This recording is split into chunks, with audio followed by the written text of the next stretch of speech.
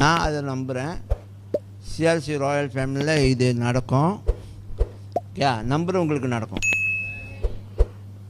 நம்பாதவங்களுக்கு நடக்காது.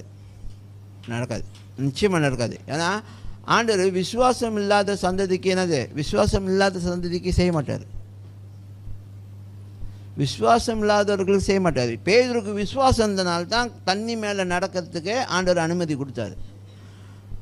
மற்ற 11 பேர் என்ன பண்ணானுங்க, வேடிக்கை பார்த்தாங்க.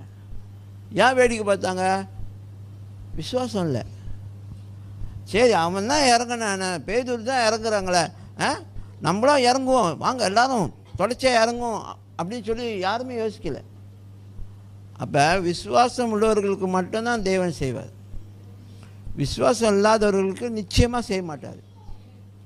நீங்கள் சொல்லாதீங்க ஆண்டவர் பரிதாபப்பட்டு